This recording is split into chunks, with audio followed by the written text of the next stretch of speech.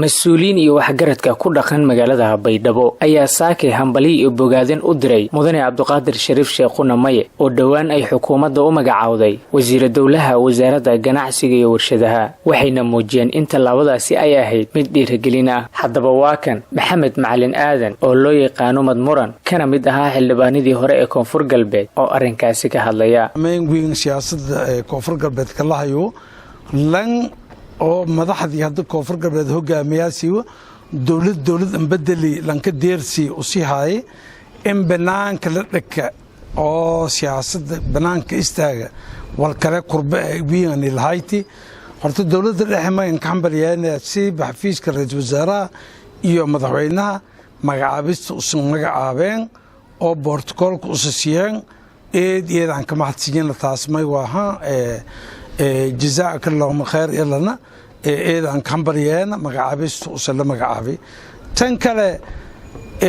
lan dawlad goboleed Koonfur Galbeed aan dhaladiyo maalan oo caadi maksabka beenka qaadada mahayn mayba aan dhaladay lan ku suga degmada Baraawo oo ata dawlad goboleed Koonfur Galbeed ahsamadii ata aan dhaladii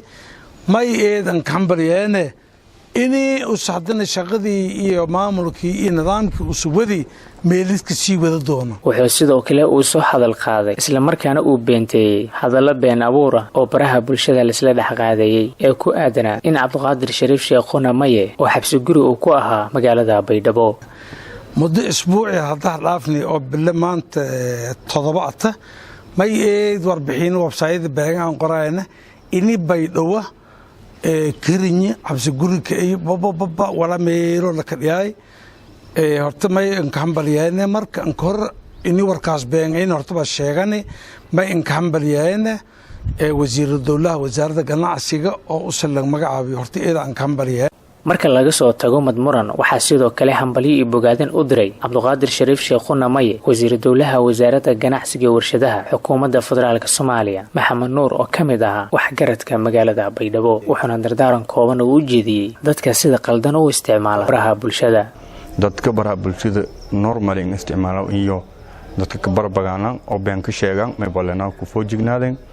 baraha bulshada dhinaca wanaagsan oo horumarka leh hayn isticmaalo ilan dhawaan ayay ahayd markii xukuumadda federaalka Soomaaliya ay wareegto ugu magacaawday xilka wasiir dawlaha wasaaradda ganacsiga warshadaha mudane Cabdiqaadir Shariif Sheekuna Maye. Maxamed Serjito dalka TV Baydhabo.